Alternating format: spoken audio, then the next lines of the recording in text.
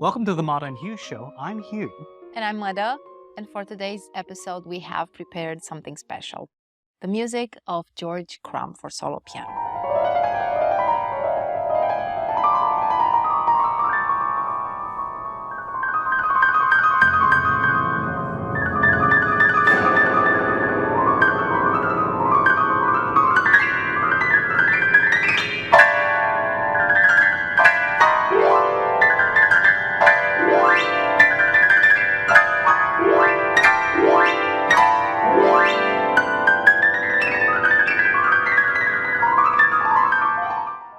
This episode is actually in preparation for a very special recital that Madalina will be performing at Temple University's Rock Hall on April 26th at 7:30 p.m.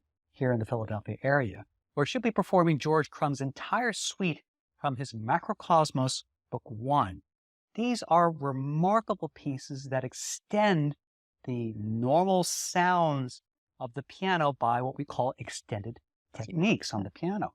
You actually had a chance to perform about half of these at your New York City debut at the Romanian Cultural Institute. A tremendous success and wonderfully received by the audience. So, Madalina, let's talk a little bit about what you performed, because we're going to share some of those pieces right now, what you performed in New York City from the Makrokosmos selection. But more importantly, also talk about the incredible sounds that you were able to perform. Now, you weren't able to do the full extended techniques, but you did some of them. And at the recital on April 26th, you're going to be seeing Madalina do some incredible techniques that go far beyond what a normal pianist would do. Yes, fingers crossed. This is going to be a debut, I would say, per se, because, regarding this kind of music, because I have performed contemporary music before a lot, I would say, but not at this level, not involving extended keyboard techniques, at least not at this level. And what George Crumb achieved by creating this music, and not just Book 1, but also Book 2, also I found out about another composition, Vox Balaenae, and Little Suite for Christmas, also for solo piano. He innovated what we call piano playing. Here in this music, the performer has at his disposal not only the keyboard, but also the strings, the hammers, I would say also the dampers, because the way of pedaling is very different than, I don't know, in the music of Brahms or Chopin or Bach. So it's not just a matter of exploring the keyboard, it's also a matter of exploring the physicality. What I found to be particularly challenging is the physical coordination. In other words, how to realize physically all the effects. And because I have such a wonderful, incredible guidance from Professor Lambert Orkis, who was the one to introduce me to the music of George Crumb, I could see, I could delve right into this wonderful world. George Crumb was an innovator, but more than that, he was a profound human being. From what I could find out from Professor Orkis' stories, they were very, very good friends, and George Crumb loved nature, loved spirituality. I wouldn't say religion, but he was a spiritual man. He loved life, and he loved everything that could be gotten out of it. He explored the effects of water, of creatures underwater. He explored the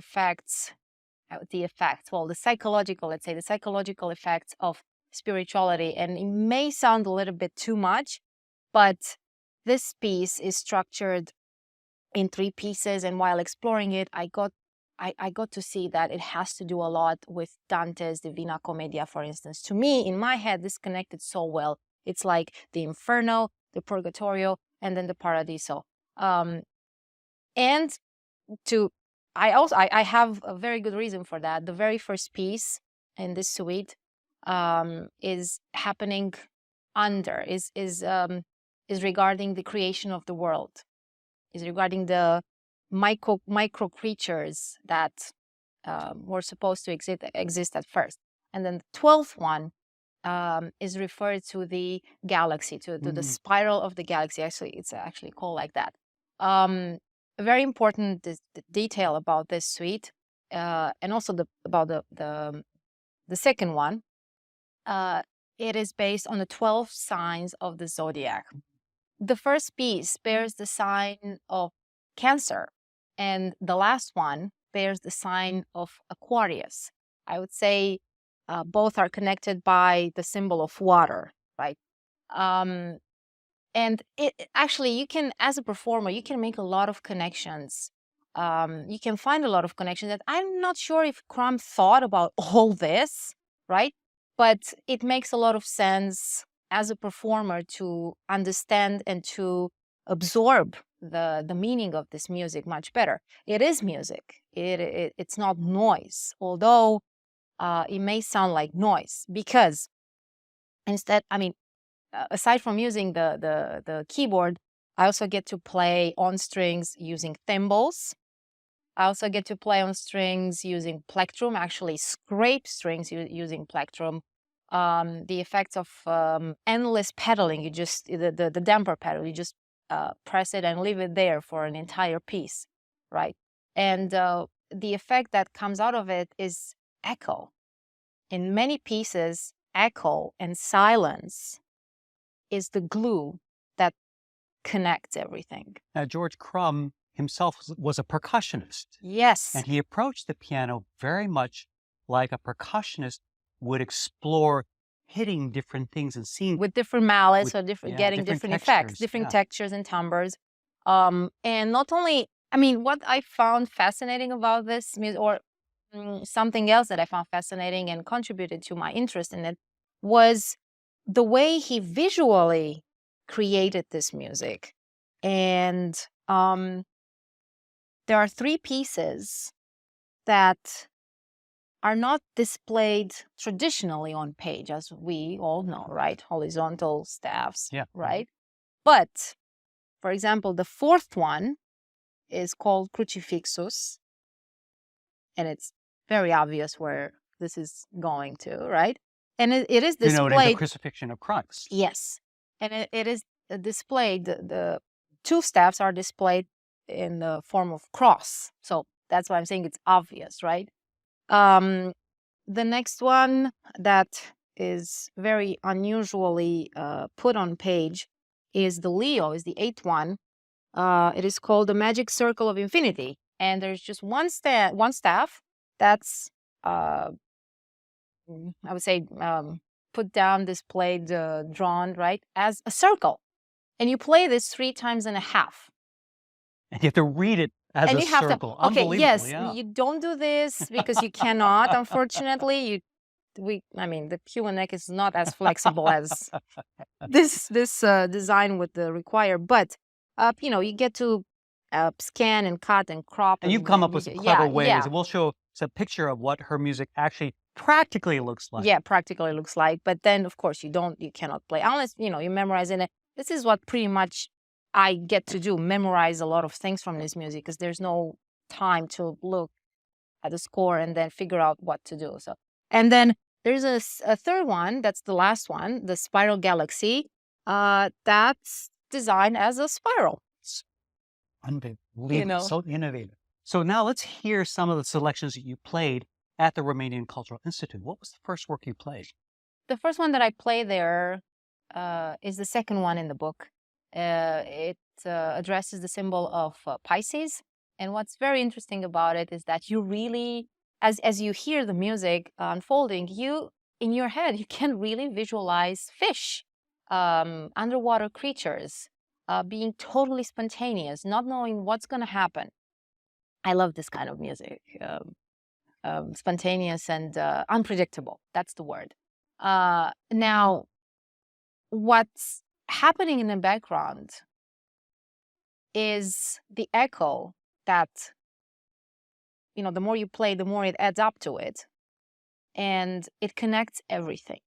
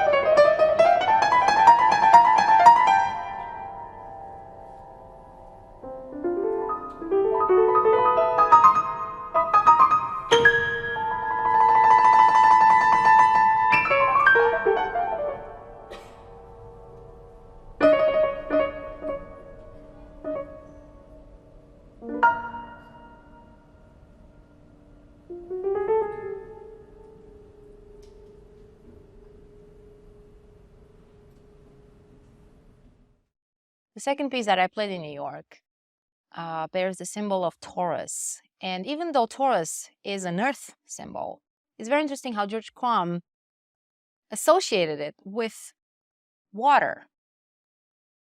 And he did that through the myth, the legend of Atlantis, which sank mysteriously, right?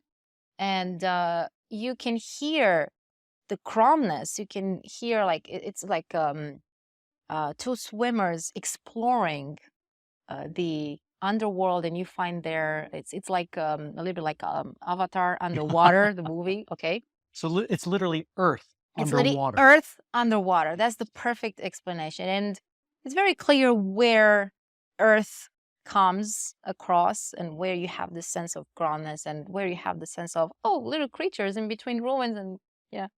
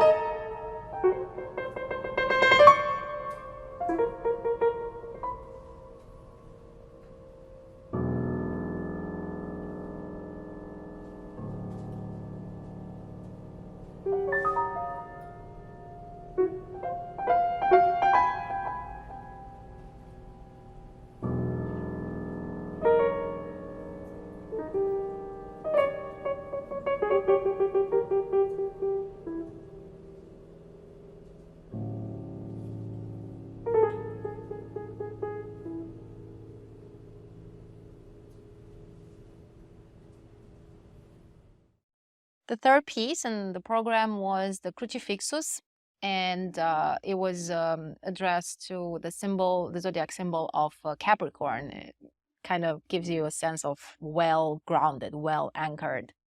Now, this piece was the one that was actually in the shape of a cross. In the shape of the cross, yes. Yeah. And it is a very short piece.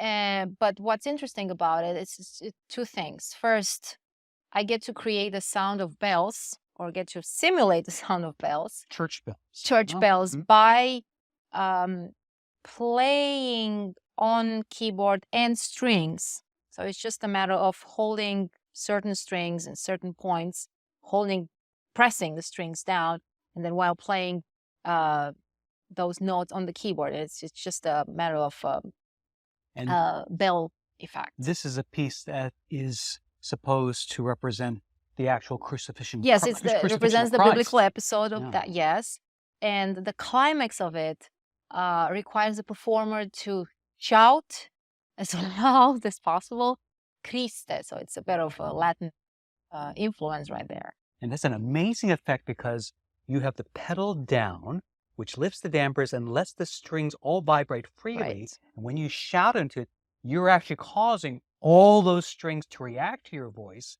Including the soundboard, so yeah. The soundboard acts as an echo chamber. It's right. It's a frightening effect. So let's hear this.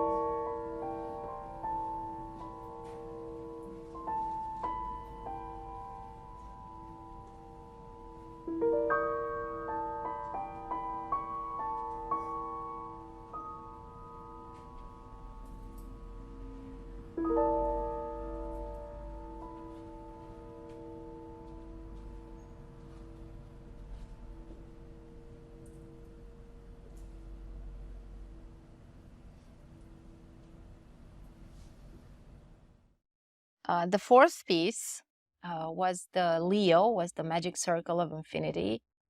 And this is, I would say, normal, which means it is performed on the keyboard. It is performed 3 times and a half, just by following the same line. It's drawn in a circle. It's drawn, right? yes, following the circle. And this piece happens up there. It doesn't happen, let's say, on Earth. It has nothing to do with the feeling of being grounded. On the contrary, it's somewhere among the stars. And here and then you're going to hear very, very powerful sounds being hit in the high range. And this symbolizes the stars.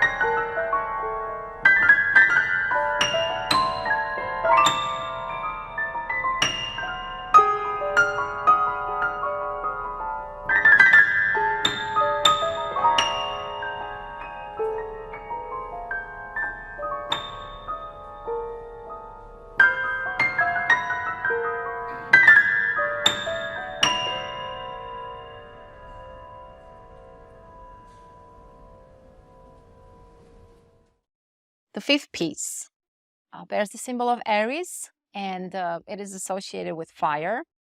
It's also your zodiac It sign, is huh? mine. Yes, it is mine.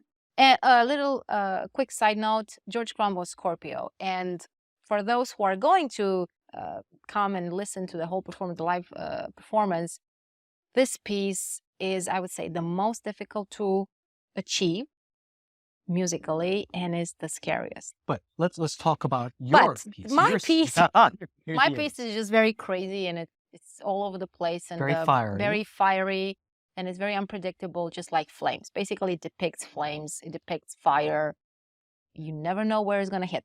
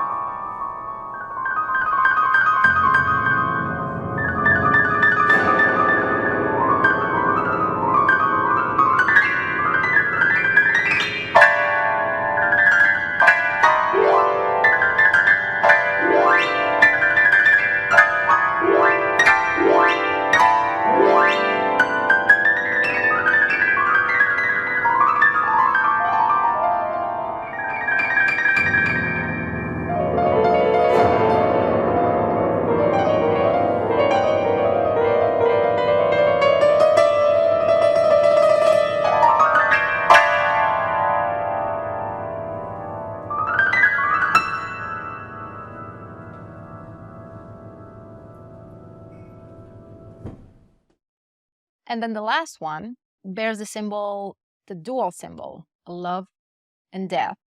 And Crumb associated it with the Gemini sign, the duality. And it's very interesting, this piece. I was so surprised to find out how ingenious this was. So basically, this piece is created as a memory. It's very blurry. Is the ideal surrounding is absolute silence for this piece to be performed. And when I say memory, is because 3 times in this piece there are fragments of one piece of music, very popular, Chopin's Fantaisie Impromptu, that come up, and then quite suddenly they fade away and they dissolve in the world of forgetfulness, in the world of, very blurry world, very foggy world. It's almost a duality of the present and the Yeah. past. Yeah, that's true. Fascinating. Fascinating, yes. And also, I remember that you've performed so many times this piece, and just not to follow the harmonic pattern that Chopin created and actually switch to what Crumb created. So it was a little bit confusing at first. But But gorgeous. yes.